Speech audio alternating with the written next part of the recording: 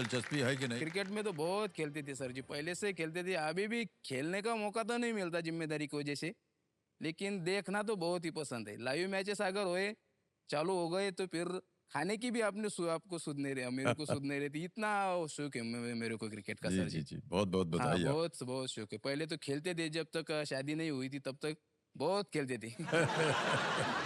फिर शादी होने के बाद जिम्मेदारी बढ़ गया खुद ब खुद, तो थोड़ा सा कम हो गया है। अभी पिछले 5-6 साल से नहीं खेले, लेकिन दोनों बच्चे होने तक भी खेलते थे। खेल रहे हैं वो हाँ, भी? बिल्कुल टाइम निकाल के खेलते थे वाह। बहुत ही। मान्यवर, हमारी जो टीम आपके गांव गई थी, उन्होंने आपके ऊपर एक वीडियो बनाया। हम जी, चाहते हैं कि सब लोग आपका वीडियो देखें। Okay okay sir ji. Can we see the video please?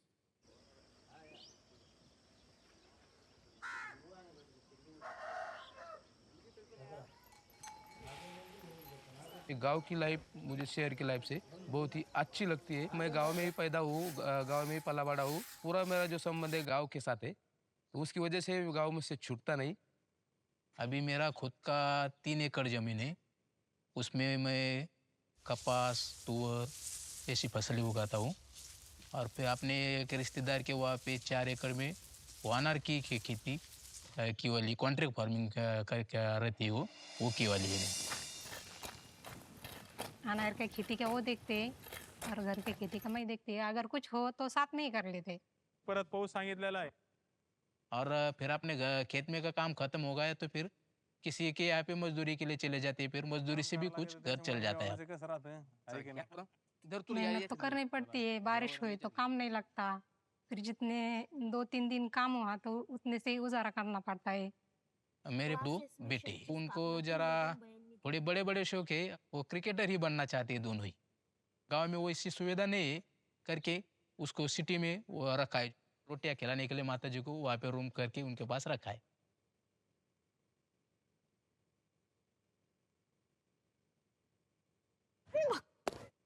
वैसे सच बोलूं तो क्रिकेट ही मेरा ये ड्रीम था।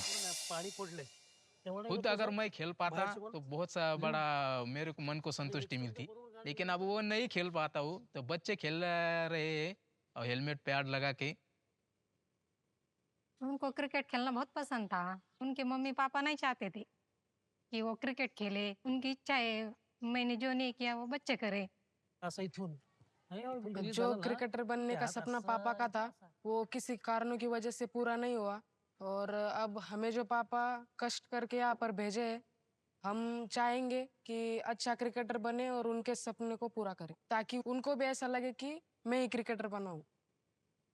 वो कौन बनेगा करोड़पति से अगर मुझे अच्छी खासी धनराशि में जीत सका तो निश्चित रूप से मैं अपने बच्चों को और उनके ड्रीम पूरा करने के लिए मुंबई, पुणे या जरूर रखना चाहूँगा और अपना ड्रीम पूरा करने का पूरा प्रयास करूँगा।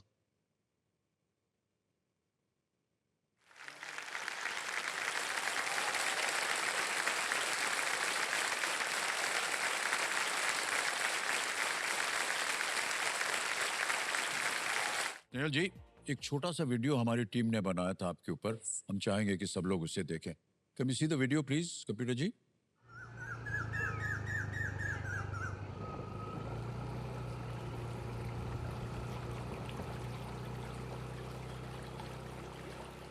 मेरा नाम है स्नेहल विश्वास जावरे।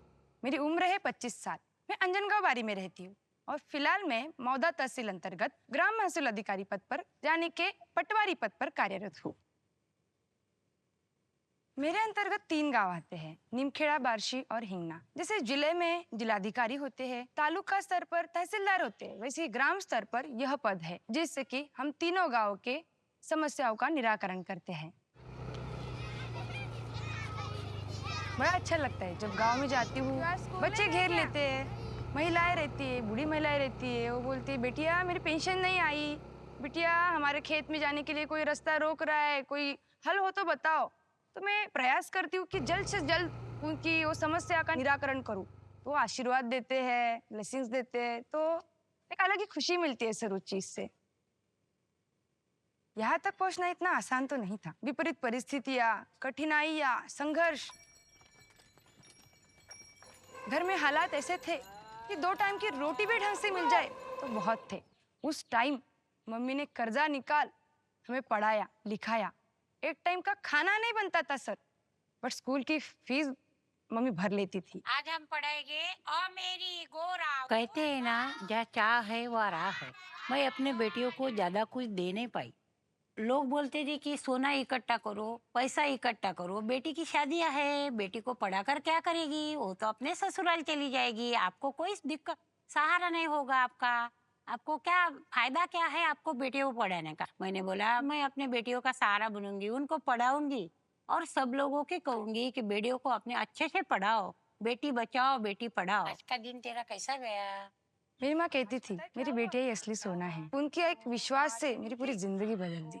आज 27 साल हो गए वो बच्चों को पढ़ा रही है। वो चाहती है कि जिस प्रकार मैंने मेरी बेटियों को आगे बढ़ाया है उसी प्रकार मैं बच्चों को वो चीजें सिखाऊं।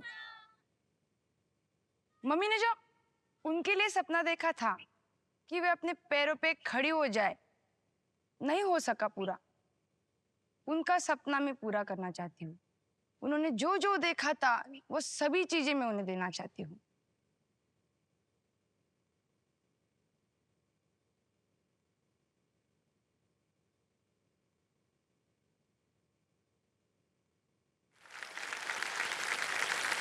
क्या बात है, वाह वाह वाह वाह।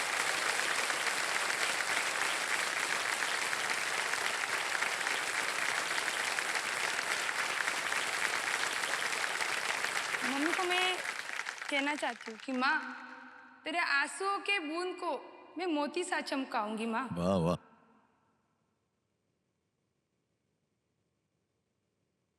तू सपने बड़े देख, पूरा मैं करके दिखलाऊंगी।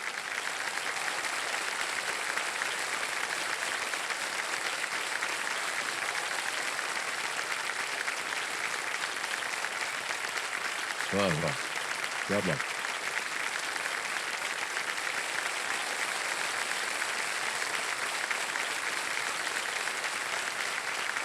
बहुत बहुत बधाई आपको और आपकी सोच को माता जी, और आपने उसको प्रबल किया और ये साबित कर दिया आपने, जितने भी दर्शक आज देखेंगे, कि बेटी जो है उसमें बहुत दम होता है।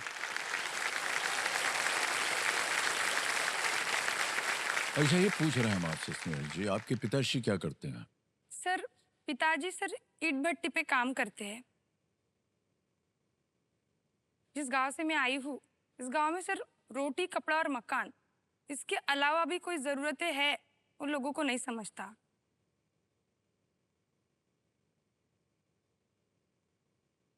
और मेरे पापा की भी यही सोच थी सर, पर मम्मी की वजह से, मम्मी का जो सपना था पढ़ने का, आगे बढ़ने का, अपने पाँव पर खड़ा होने का, उसके संघर्ष की वजह से सर मैं आज यहाँ हूँ। जी, मैं आज पटवारी हूँ और मेरी बहन इंजीनियर है। वाह।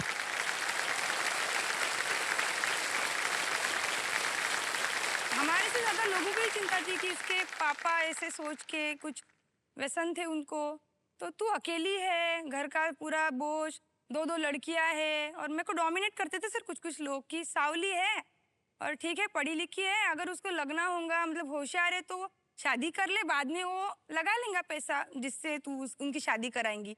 तो क्यों उनके एजुकेशन में इन्वेस्ट कर रही है, शादी में इन्वेस्ट कर, गोल्ड बना। तो मैं इस शो के माध्यम से उन्हीं पेरेंट्स को बोलना चाहती हूँ सर कि बच्चों के शादी में इन्वेस्ट करने की बजाय आप अगर उनके शिक्षा में इन्वेस्ट करो ना, तो जो फिक्र है ना सर शादी की, वही फिक्र को वो फक्र में बदल सकते हैं। वाह, क्या बात है।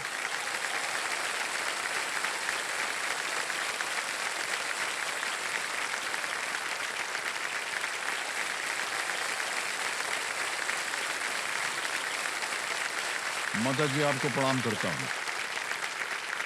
आपकी बातें जो है ना आज देश भर में जो है ये प्रचलित होंगी कि बेटी जो है ना, वो सब लोग समझते हैं कि वो एक बोझ बन जाती है परिवार में। बिल्कुल गलत बात है ये। आपने इसको पढ़ाया लिखाया, अपने पैरों पर खड़ा किया, कितना सारा आपने संघर्ष उठाया अपने जीवन में। और जो समाज जो कहता रहता है ना कि बेटी को क्या करोगे, सोना इकट्ठा करो, दहेज में देना पड़ेगा, ये सब गलत विचार है। मैं इसमें बिल्कुल नहीं मानता हूँ, इसका मैं आदर सम्मान बिल्कुल नहीं दूंगा। बहुत बहुत बधाई आपको स्नेहल जी, बहुत अच्छी अच्छी बातें आपसे सुनने को मिल रही हैं और माता जी से बहुत अच्छी बातें सुननी है।